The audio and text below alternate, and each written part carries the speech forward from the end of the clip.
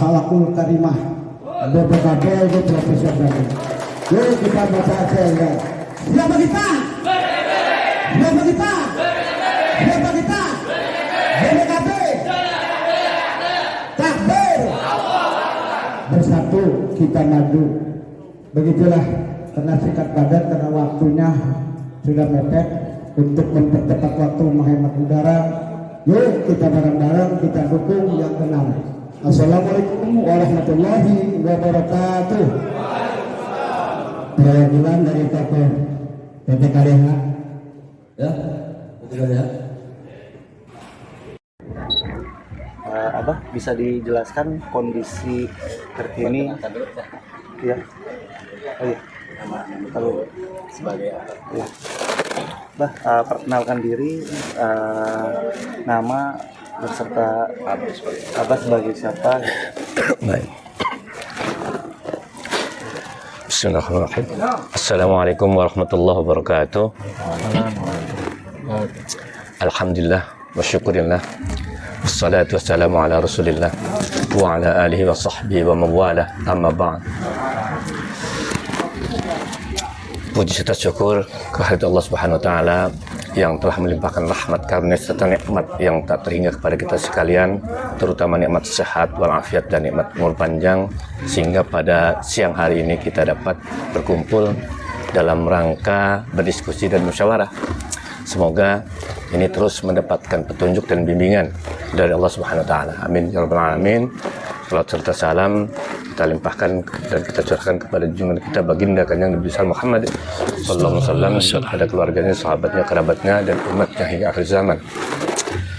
Perkenalkan, nama Abah Haji Tubagus Mudakir Hasan Fuad. Kebetulan Abah di sini ada beberapa posisi di masyarakat Banten. Pertama sebagai Dewan Pembina di Kenadiran Kesultanan Maulana Hasanuddin Banten. Yang kedua juga sebagai Ketua Dewan Pembina di Kenadiran Kesultanan Kenari Banten, juga di kesultanan yang lain. Dan selanjutnya juga sebagai Ketua Umum Persilatan Macan Paku Banten. Dan banyak hal, banyak yang lain yang mungkin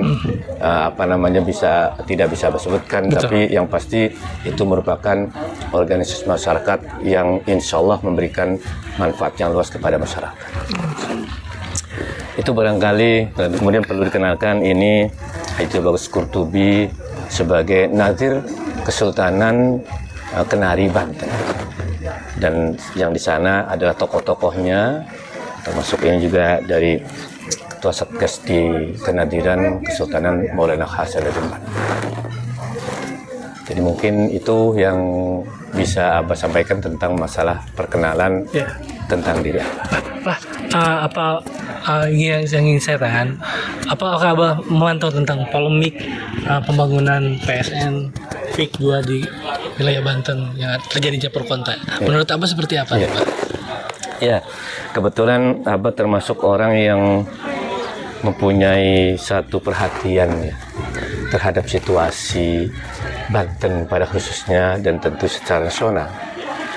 Dan teristimewa dengan keadaan Banten, apa yang tadi sampaikan tentang adanya polemik tentang PSN, itu Abah jujur sungguh sangat prihatin sekali ketika di mana ada sekelompok orang yang menyampaikan bahwa PSN tersebut sangat merugikan masyarakat, bahkan bangsa dan negara. Oleh karena itu hal yang sangat disayangkan. Harusnya mereka ketika menyampaikan, apalagi mereka tersebut mungkin sebagai tokoh publik atau figur publik yang mendapatkan pengikut atau memiliki pengikut yang luas, barangkali harus bertabayun terlebih dahulu, harus melihat sesungguhnya seperti apa, sehingga duduk persoalannya jelas.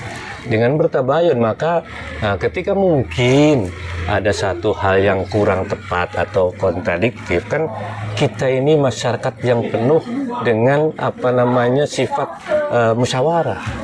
Nah, musyawarah ini atau diskusi itu penting supaya jangan terjadi satu hal yang nantinya justru akan menimbulkan konflik yang luas, yang merugikan masyarakat pada akhirnya, dan bahkan negara pun juga akan merasa terganggu. Sementara kita ingin menjadikan bangsa ini menjadi bangsa yang maju ke depannya. Baldatun thayyibatun wa rabbun ghafur. Jadi oleh karena itu sangat disayangkan sekali. Kemudian ketika Abah bertabayun dan bahkan ingin tahu persis tentang duduk persoalan yang sebenarnya, dan alhamdulillah dari pihak investor atau yang memiliki proyek BSN ini memberikan gambaran secara tertulis dokumen, dan ternyata Masya Allah, ini kenapa harus dipermasalahkan? Justru harusnya kita merasa bersyukur dan berterima kasih karena ada sekelompok investor yang punya perhatian untuk pengembangan pembangunan di wilayah Banten. Karena di situ pun juga tidak ada masyarakat yang yang dirugikan. Pertama, kalau setelah Abah teliti secara langsung dari gambaran dokumen tersebut, bahwa lahan yang dipakai pun juga lahan pemerintah, tanah negara yang digarap oleh sekelompok masyarakat di wilayah tersebut. Nah, artinya bahwa ketika negara membutuhkan lahan tersebut untuk kepentingan yang lebih luas lagi tanpa menghilangkan daripada sifat atas lahan tersebut yang boleh dikatakan sebagai lokasi perhutani, itu justru proyek ini malah menambah luas. Yang tadinya hanya 91, atau hampir 92 hektar, ini akan dikembangkan menjadi 500 sekian hektar. Artinya 400 sekian hektar lebihnya. Ini luar biasa. Itu dari sisi keuntungan yang diperoleh. Sehingga dengan adanya perluasan lahan perhutani tersebut, banyak hal manfaat yang diperoleh oleh masyarakat. Pertama tentu hijau, dan tentu saja karena kebetulan lokasi itu sangat dekat dengan wilayah yang memproduksi polusi, maka itu juga mungkin barangkali salah satu dalam proyek tersebut. Ternyata di situ ingin menciptakan satu tempat kegiatan masyarakat, diantaranya tempat rekreasi atau pariwisata, di mana pariwisata ini bisa dikunjungi oleh siapapun, baik masyarakat setempat, masyarakat luas, dan bahkan masyarakat internasional. Nah, ketika itu nanti terjadi, maka tentu akan memberikan satu potensi peningkatan kesejahteraan dan kemakmuran. Karena baik langsung ataupun tidak langsung, masyarakat akan mendapatkan keuntungan dari sisi ekonomi, bisa berusaha dan sebagainya. Di samping juga tentu akan ada lapangan kerja yang diciptakan oleh atas proyek tersebut. Intinya, lagi-lagi masyarakat setempat yang nanti akan mendapatkan keuntungan. Nah, yang pasti masyarakat yang kata satu kelompok tersebut sebagai pemilik, padahal kalau dikaji adalah sebagai penggarap, itu juga tidak serta-merta diperintahkan untuk meninggalkan tanpa mendapatkan sesuatu apapun. Ternyata investor ini juga tetap menjadikan itu menghargai, memberikan penghargaan kepada para penggarap dengan mendapatkan penggantian. Kalau istilah sekarang mungkin kerohiman, tapi kalau Abah melihatnya justru lebih daripada kerohiman. Karena apa? Mereka walaupun nanti pada saatnya ketika dibutuhkan sudah tidak menggarap lagi, tapi mereka telah mendapatkan dana atau uang kerohiman untuk bekal daripada mereka ketika sudah lepas dari situ. Gitu. Jadi banyak hal sebetulnya. Lalu apa yang dipermasalahkan? Abah ingin tahu apa yang dipermasalahkan tentang masalah ini dari masyarakat. Lalu bagaimana pola pikir mereka menilai atau melihat daripada situasi yang terjadi di situ, di lokasi tersebut. Bahkan katanya Abah dengar akan ada demo atau protes segala macam. Apa untungnya? Yang untuk tuh hanya yang punya konflik of interest saja, yang punya kepentingan, masyarakat tetap saja. Terlebih ketika hal itu membuat masyarakat tidak nyaman. gaduh dan sebagainya. Masyarakat yang dirugikan. Sekarang Abah mengajak kepada seluruh masyarakat, lupakan apa yang mereka sampaikan itu, mari kita dukung atas proyek strategis nasional ini. Insya Allah, Abah yakin ini akan memberikan manfaat yang luas kepada masyarakat. Dan Abah pun juga akan terus memantau. Kalau sudah berucap seperti begini, artinya Abah punya kewajiban untuk memantau perjalanan daripada PSN tersebut. Mudah-mudahan terjadi semacam satu hubungan yang baik, silaturahim barangkali mungkin juga lebih daripada itu, agar supaya dengan demikian komunikasi tetap terjaga. Sehingga ketika ada hal-hal yang barangkali sedikit kurang pas, Abah mungkin bisa memberikan saran sehingga sesuai dengan apa yang Abah sampaikan. Intinya Abah sampaikan kepada pihak investor, lanjutkan, tidak perlu dikhawatirkan, lanjutkan. Kami Abah akan mendukung sepenuhnya untuk hal itu. Insya Allah masyarakat tahu Abah, insya Allah masyarakat Banten tahu.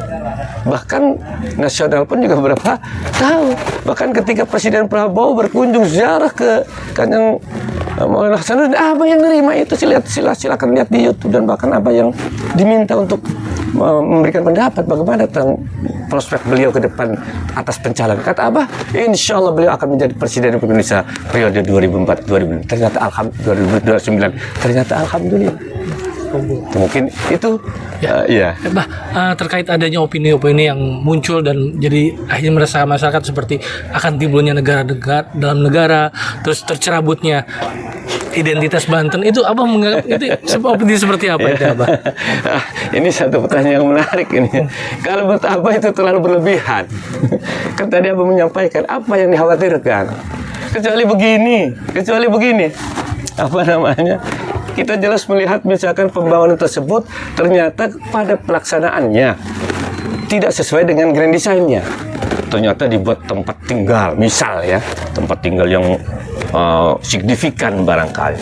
Lalu kemudian didatangkan kelompok-kelompok mungkin bangsa asing yang berdiam diri atau bertempat tinggal di situ. Mungkin itu perlu menjadi perhatian buat kita, karena pasti akan ada hal-hal yang kurang baik ke depannya. Tapi kalau ini kalau Abah tidak ada sama sekali itu hal-hal yang semacam itu, tidak perlu dikhawatirkan. Justru dengan demikian Banten akan lebih mencuat namanya, bahwa di Banten sekarang telah ada tempat-tempat yang representatif, akademis modern tapi tidak melupakan alam, tetap terjaga alamnya. Jadi justru ini patut kita syukuri, apalagi wilayah sana itu syarat dengan polusi dan kurang bagus lah, kumuh. Nah, ketika ada ini, yakin mereka akan terpacu, termotivasi untuk mereka mempersiapkan dirinya agar supaya berselaras, bersinergis dengan adanya prioritas. Jadi tidak ada itu, tidak ada sama sekali, tidak perlu dikhawatirkan. Nah, terkait ini Mbah, adanya orang-orang yang mengaku bahwa dia dari kesultanan, dia dari pendekar-pendekar ini seperti apa? Apa memang benar seperti itu Mbah? Kesultanan dari mana? Raja mana? Raja Banten. Raja Banten sudah lama tidak ada. Sultan Banten sudah lama tidak ada. Siapa yang mengaku? Abah tahu.